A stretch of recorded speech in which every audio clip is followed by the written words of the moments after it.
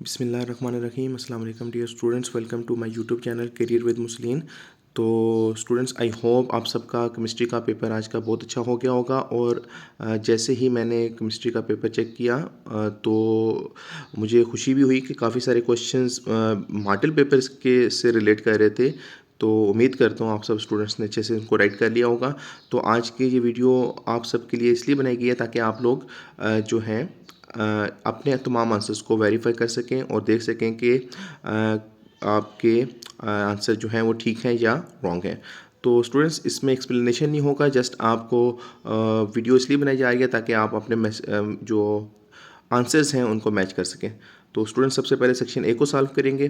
तो section A के अंदर स्टूडेंट्स आपका जो फर्स्ट एमसीक्यूज है उसका ऑप्शन बी है, सेकंड का सी है, थर्ड का डी है, फोर्थ एमसीक्यूज का ऑप्शन सी है, 5 एमसीक्यूज का ऑप्शन सी है,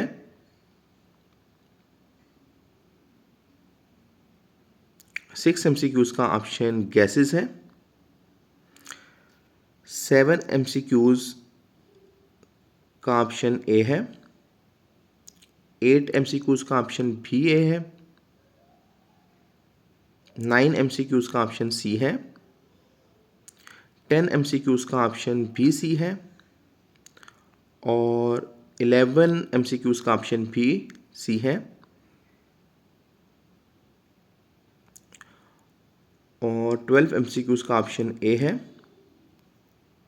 13 MCQs option is D, 14 MCQs option is B and 15 MCQs option is B. 16 MCQs option is C covalent and 17 MCQs option is D. तो students, I hope आप सब ने इसी तरह से तमाम ऑप्शन को करेक्टली सॉल्व किया होगा। तो अब चलते हैं सेक्शन बी की तरफ। तो सेक्शन बी को भी मैं आपके लिए सॉल्व कर लिया गया है ताकि आप अपने तमाम आंसर्स को मैच कर सकें। तो स्टूडेंट्स, सेक्शन बी पे जाने से पहले आप सब चैनल को सब्सक्राइब करते हैं और वीडियो को लाइक करते हैं। तो थैंक यू। चलते हैं सेक्शन बी की तरफ।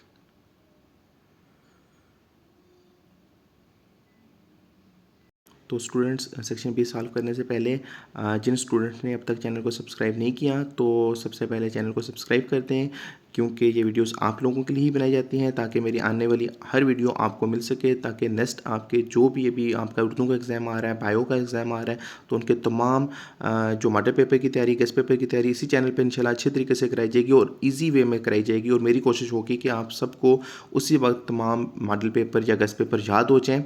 तो देन आप प्लीज़ सब्सक्राइब कर दें चैनल को सेक्शन बी पे जाने से पहले। तो स्टार्ट करते हैं सेक्शन बी को। तो स्टूडेंट, सेक्शन बी में आपने 13 क्वेश्चन सॉल्व करने थे। तो जो फर्स्ट क्वेश्चन था आपका, तो स्टूडेंट्स ये भी आप सबको याद होगा कि जो हमने मॉडल पेपर था उसमें क्लोराइड के रिएक्शंस कराए थे वाटर के साथ, ठीक है।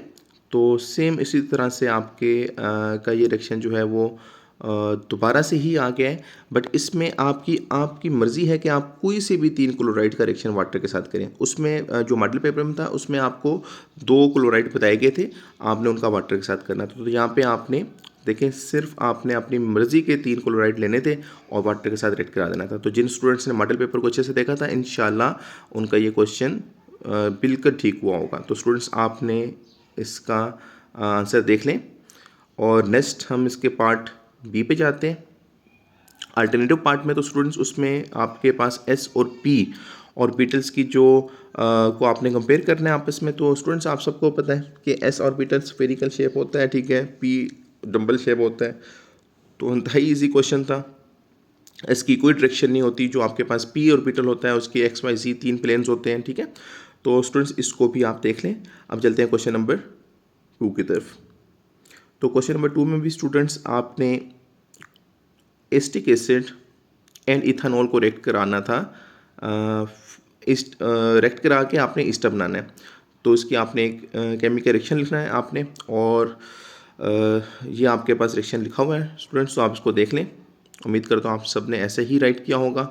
और इसके साथ नीचे आपके पास वही मॉडल पेपर का क्वेश्चन क्रिस्टलाइन सॉलिड, आपको याद होगा स्टूडेंट्स कि क्रिस्टलाइन सॉलिड और एमॉर्फस सॉलिड की मैंने आपको डिफरेंशिएट कराया था, उसमें अच्छे तरीके से आपको क्रिस्टलाइन और एमॉर्फस सॉलिड दोनों की प्रॉपर्टीज़ के बारे में बताया था। तो स्टूडेंट्स यहाँ पे आपके इसके अल्टरनेटिव पार्ट में क्रिस्टलाइन सॉलिड की प्रॉपर्टीज़ राइट करनी थी आपने। तो very simple, sharp melting point होता है क्योंकि regular regular arrangement of atoms होता है इनका, ठीक है। तो स्टूडेंट्स ये आप इसको यहाँ से देख लें और अब मूव करते हैं क्वेश्चन नंबर 3 की तरफ। तो क्वेश्चन नंबर 3 स्टूडेंट्स ये आपका है, आप इसको देख सकते हैं और इसके अल्टरनेटिव पार्ट के बीच में 3 factor affecting the reducing power of halide ions. तो ये भी आपके पास जो है स्टूडेंट्स क्वेश्चन नंबर 3 है, इसका स्क्रीनशॉट ले सकते हैं, आप देख सकते हैं। तो नेक्स्ट मूव कर रहे हैं हम क्वेश्चन नंबर 4 की तरफ। तो क्वेश्चन नंबर 4 का आंसर जो स्टूडेंट्स हैं आपके सामने है, आप चेक कर सकते हैं आपने कौन सा क्वेश्चन किस मेथड से किया है। वेरी सिंपल, स्टिचोमेट्री के दोनों एक तो आपके पास एनर्जेटिक का आया हुआ है न्यूमेरिकल और दूसरा आपके पास स्टिचोमेट्री का है। तो स्टूडेंट्स मैंने आपको बताया था इन दो चैप्टर्स के बीच में से लाजमी आपका न्यूमेरिकल इंक्लूड होगा। तो स्टूडेंट्स देखें, और वेरी इजी न्यूमेरिकल इन दो चैप्टर से दिए, कोई डिफ़िकल्ट न्यूमेरिकल नहीं दिया, ठीक है। तो जस्ट आपने एंथैल्पी चेंज फाइंड करना था रिएक्शन का, और उसके साथ आपने नीचे जो है calculate the mass of sulphur dioxide बनाना करना है। तो स्टूडेंट नेक्स्ट मूव करते हैं क्वेश्चन नंबर 5 की तरफ। तो क्वेश्चन नंबर 5 स्टूडेंट्स, और अगेन स्टूडेंट्स ये क्वेश्चन नंबर 5 में आप देखें इंटरमॉलिक्यूलर फोर्सेस डिसेंडिंग ऑर्डर में आपने राइट करनी है, ठीक है। तो उस आपने उस क्वेश्चन आपको याद होगा मॉडल पेपर में हमने असेंडिंग ऑर्डर में लिखा था। तो मैंने आपको बताया था इससे रिलेटेड तमाम क्वेश्चंस आपके आ सकते हैं बोर्ड के अंदर। तो देखें यहाँ पे आपके पास डिसेंडिंग ऑर्डर में आपने इन मॉलिक्यूल्स की इंटरमॉलिक्यूलर फोर्सेस को लिखना था। तो ओबियसली यहाँ पे जो आपके पास वाटर है उसकी जो उसमें हाइड्रोजन बॉन्ड होता है वो स्ट्रॉन्ग इंटरमॉलिक्यूलर फोर्सेस है स्टूडेंट्स, आपको मैंने बताया था। और अमोनिया जो होता है इसमें वीक हाइड्रोजन बॉन्ड पाया जाता है, ठीक है। तो वाटर के अंदर जो इंटरमॉलिक्यूलर फोर्सेस हैं सबसे ज़्यादा स्ट्रॉन्ग होंगे as compared to ammonia. Ammonia के बाद अगर हम देखा जाए तो HCl में डाइपोल फोर्सेस होती हैं। तो स्टूडेंट्स आप सब ने देखा होगा, मैंने आपको बताया था कि HCl में डाइपोल फोर्सेस होती हैं। अमोनिया का भी आपको बताया था, वहाँ पे लिखा था अमोनिया में वीक हाइड्रोजन बॉन्ड पाया जाता है। और जो आपके पास सबसे वीक फोर्सेस होती हैं वो लंडन डिस्पर्शन फोर्सेस होती हैं, तो वो सबसे आखिर में आएंगी। तो स्टूडेंट्स उम्मीद करता हूँ आपने आर्डर को ऐसे ही लिखा होगा। अब मूव करते हैं क्वेश्चन नंबर 6 की तरफ। तो स्टूडेंट्स देखें ये तकरीबन आपका तीसरा क्वेश्चन जो है जो तकरीबन रिपीट हो रहा है इस पेपर के अंदर आपका, preparation of ethanol from ethanol and ethanoic acid, ठीक है। आपने इथानॉल की प्रिपरेशन करनी है इथेनॉल से और इथानोइक एसिड से। तो स्टूडेंट्स ये आपके पास दोनों केमिकल रिएक्शन राइट किए हुए हैं मैंने, और उसके साथ नीचे अगेन आप देखें तो प्रॉपर्टीज़ बतानी है आपने carbon for high organic compounds. तो स्टूडेंट्स कैटिनेशन वाला क्वेश्चन ये भी रिपीट हो चुका है। कैटिनेशन मैंने आपको अच्छे तरीके से बताया था कि कार्बन जो ऑर्गेनिक कंपाउंड्स होते हैं वो ज़्यादा क्यों होते हैं नेचर के अंदर, क्योंकि कार्बन जो होता है उसके अंदर एबिलिटी होती है कि वो दूसरे एलिमेंट्स के साथ मिलकर क्या करता है, बॉन्ड बनाता है और उसके साथ लॉन्ग चेन बनाता है। स्टूडेंट्स तो आपने उम्मीद करता हूँ ऐसे ही इस क्वेश्चन को राइट किया होगा। तो अब तक देखा जाए तो बहुत सारे क्वेश्चंस जो है रिलेट कर रहे हैं हमारे मॉडल पेपर से जो हमने प्रिपेयर किए। तो अगेन स्टूडेंट्स आपके पास जो है पेन की प्रिपरेशन आ चुकी है। पेन का जो फॉर्मेशन थी ये भी हमने उसके अंदर की थी। जिन स्टूडेंट ने मॉडल पेपर को अच्छे तरीके से देखा है, वीडियो को स्किप नहीं किया था, तो उम्मीद करता हूँ उनका 80/80 ही मार्क्स इंशाल्लाह आएंगे। तो स्टूडेंट्स ये आपके पास जो है अगेन पेन जो है हमारे पास, तो इसकी फॉर्मेशन करनी थी हमने। तो स्टूडेंट्स ये आपके पास एक केमिकल रिएक्शन है, जस्ट आप इसको देख सकते हैं। बाकी मैंने इसको step by step model paper के बीच में भी समझाया हुआ है। तो स्टूडेंट नीचे वाला आपके पास जो है वो मैकेनिज्म आपने लिखना था chloroethane from ethane chlorine free radical. तो ये भी आप चेक कर लें, जिन स्टूडेंट्स ने अल्टरनेटिव पार्ट किया है आप उनको इसको मैच कर सकते हैं। नेक्स्ट क्वेश्चन आपके पास स्टूडेंट्स, इलेक्ट्रॉनिक कॉन्फ़िगरेशन। तो स्टूडेंट अगेन आपके पास इलेक्ट्रॉनिक कॉन्फ़िगरेशन का क्वेश्चन भी आ चुका है। जिन स्टूडेंट ने इस तरह से राइट किया है वो भी ठीक है, और जिन स्टूडेंट्स ने कंप्लीट अगर राइट किया है इलेक्ट्रॉनिक कॉन्फ़िगरेशन को तो वो भी ठीक है, ठीक है। तो 1s2 2s2 2p6 करके जिन्होंने राइट किया वो भी ठीक है, और यहाँ से आप लास्ट सेल की अगर राइट करती है तो भी नो प्रॉब्लम।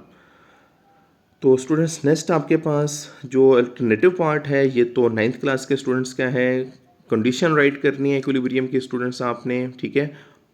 और मुझे याद है मैंने आपको बताया था मॉडल पेपर के बीच में जब हम क्वेश्चन सॉल्व कर रहे थे कि जो हमारे पास इक्विलिब्रियम होता है वो क्लोज कंटेनर में होता है, और उसके साथ साथ हम उसमें रिएक्टेंट और प्रोडक्ट्स जो होते हैं आपके पास उनमें कोई चेंजिंग नहीं लेके आ सकते, ठीक है। उसका constant concentration of reactant and products होती है उसकी, ठीक है। और उसमें टेम्परेचर और प्रेशर को क्या रखा जाता है, कांस्टेंट रखा जाता है, और वॉल्यूम को भी कांस्टेंट रखा जाता है। तो वेरी इजी था। जिन स्टूडेंट्स को इलेक्ट्रॉनिक कॉन्फ़िगरेशन में इशू था उन्होंने, उम्मीद करता हूँ सेकंड इंतहाई इजी क्वेश्चन था वो राइट कर लिया होगा, आप चेक कर सकते हैं स्टूडेंट्स। और नेक्स्ट मूव करते हैं क्वेश्चन नंबर 9 की तरफ। तो स्टूडेंट्स जिन स्टूडेंट्स ने अभी तक चैनल को सब्सक्राइब नहीं किया तो आप चैनल को सब्सक्राइब कर दें और बेल आइकन को लाजमी दबा दें, क्योंकि नेक्स्ट आपका जो पेपर है उर्दू, बायोलॉजी, जितने भी पेपर रह गए हैं सब पेपर्स के मॉडल पेपर्स को और गेस्ट पेपर को इंशाल्लाह कम्प्लीटली सॉल्व कराया जाएगा इस चैनल के ऊपर, और एमसीक्यूज़ की भी प्रिपरेशन कराई जाएगी। तो स्टूडेंट्स मस्ट आप चैनल को सब्सक्राइब कर दें और अपने फ्रेंड्स के साथ भी चैनल को शेयर करें ताकि आपके बाकी फ्रेंड्स भी इससे फ़ायदा उठा सकें। तो स्टूडेंट्स ये आपके पास है 1 प्रोपानॉल 2 प्रोपानॉल को डिस्टिंग्विश करने का टेस्ट लोकस टेस्ट होता है। तो स्टूडेंट्स हमने ये थोड़ा सा चेंज करके दिया है। मैंने आपको सिल्वर नाइट्रेट और सोडियम कार्बोनेट टेस्ट जो था वो आपको करवाया था, तो यहाँ पे आपके पास जो है लोकस टेस्ट आया है पेपर में, ठीक है। तो स्टूडेंट्स इसको भी राइट कर लें आप, राइट सॉरी आप देख लें, अब तो आप राइट करके आ चुके हैं। उम्मीद करता हूँ सब ने सही तरीके से राइट किया होगा। नेक्स्ट मूव करते हैं क्वेश्चन नंबर 10। तो स्टूडेंट्स जिन स्टूडेंट्स ने मेरा मॉडल पेपर का जो लेक्चर था अच्छे तरीके से देखा था, कोई लंबा लेक्चर नहीं था, जस्ट 1 आवर की प्रिपरेशन थी। तो उसमें मैंने आपको रिलेटिव एटॉमिक मास लेना सिखाया था कि हम कैसे रिलेटिव एटॉमिक मास ले सकते हैं। तो स्टूडेंट्स ये आपके पास जो है वही देखें, सेम आपने क्या करना है, मास आपको पता है मैग्नीशियम का 24 है, ठीक है, वो गिवन किया हुआ है क्वेश्चन में, उसकी परसेंटेज भी दी हुई है आपको।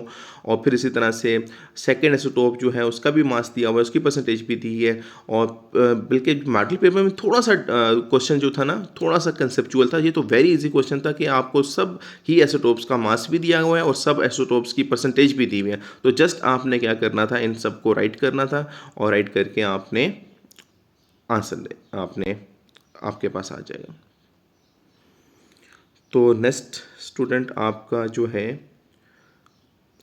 Quantum number for 3D orbital. तो स्टूडेंट्स आप सबको पता होगा, तो मैंने आपको बताया था कि आपके पास जो 6f ऑर्बिटल था उसके क्वांटम नंबर को आपने डिस्क्राइब करना था, ठीक है। तो 6f की जगह 3D दे दिया इन्होंने आपको, ठीक है। तो वेरी इजी। तो जिन स्टूडेंट ने मॉडल पेपर को देखा है तो आपको सबको पता होगा कि आपके पास जो प्रिंसिपल क्वांटम नंबर होगा इसका 3 होगा, और इस म्यूचुअल नंबर जो होगा इसकी वैल्यू 2 होगी, और -2 से +2 तक जाएंगे। तो स्टूडेंट्स ये भी आपका मॉडल पेपर से क्वेश्चन दिया गया और तकरीबन लिटरली इसके अंदर चेंज किया गया है। उसमें 6f ऑर्बिटल की आपने बतानी थी, तो यहाँ पे आपने 3D ऑर्बिटल का बताना था। तो स्टूडेंट्स के बाद आपके पास जो था enthalpy change of atomization with example. तो स्टूडेंट वेरी इजी क्वेश्चन था, मैंने आपको सारी टर्म्स कराई थी एंथैल्पी चेंज की। आपको बताया था कि जब भी कोई एलिमेंट से, ठीक है, उसको एटम के बीच में कन्वर्ट किया जाता है, ठीक है, तो उसको उस दौरान जो भी एनर्जी आपके पास ऑब्जर्व होती है, ठीक है, तो उसको हम एंथैल्पी चेंज ऑफ एटोमाइजेशन कहते हैं, ठीक है, क्योंकि एलिमेंट से एटम के बीच में आपका वो आ रहा है, ठीक है, एलिमेंट एटम में कन्वर्ट हो रहा है, तो उस टाइम जो भी एनर्जी ऑब्जर्व होगी उसके अंदर, तो this is called enthalpy change of atomization. तो ये हाइड्रोजन की दी थी आपको यहाँ पे स्टूडेंट्स, तो आपने, उम्मीद करता हूँ सब ने इसी तरीके से राइट किया होगा। Next question number 12 students. तो अगेन स्टूडेंट इलेक्ट्रोनेगेटिविटी का ट्रेंड आ चुका है आपके पास। तो इलेक्ट्रोनेगेटिविटी का ट्रेंड मैंने आपको बड़े अच्छे तरीके से मॉडल पेपर में कराया था, तो ये क्वेश्चन भी आपका मॉडल पेपर का रिपीट हुआ है यहाँ पे।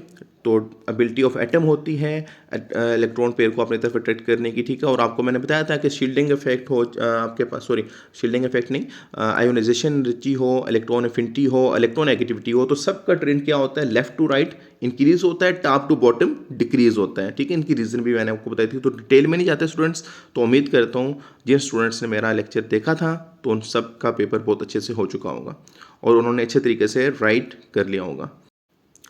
तो स्टूडेंट्स अगेन आपका question number 13, why water has lower vapour pressure than CCl4 ether.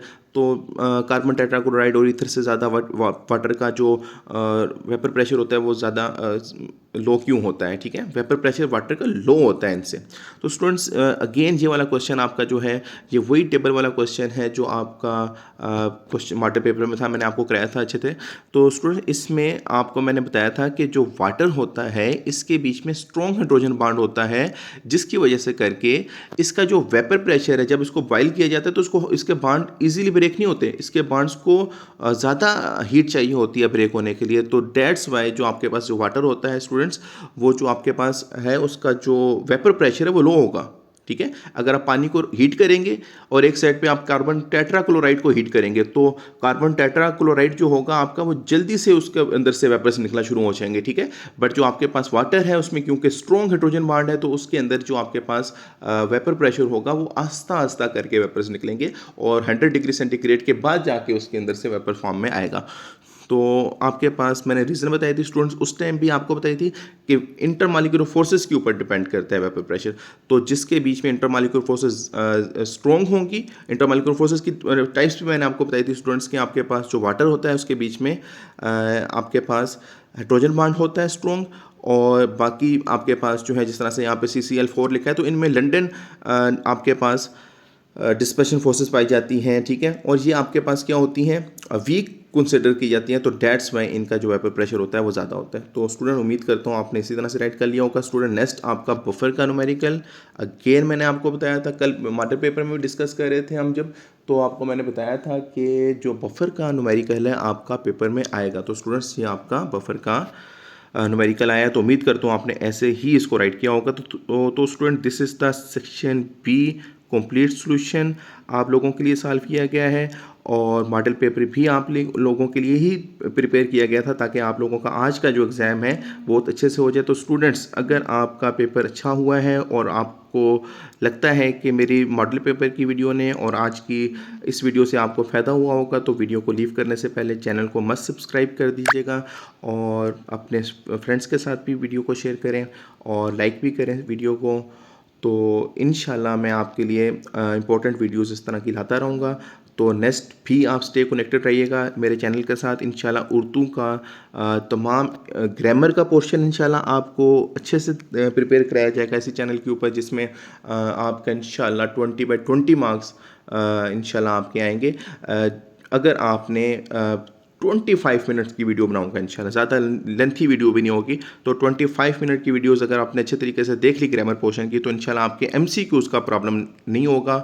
तो इंशाल्लाह बेस्ट ऑफ लक स्टूडेंट्स, मिलते हैं नेक्स्ट वीडियो में। तो अपना बहुत सारा ख्याल रखिएगा। अल्लाह हाफिज़।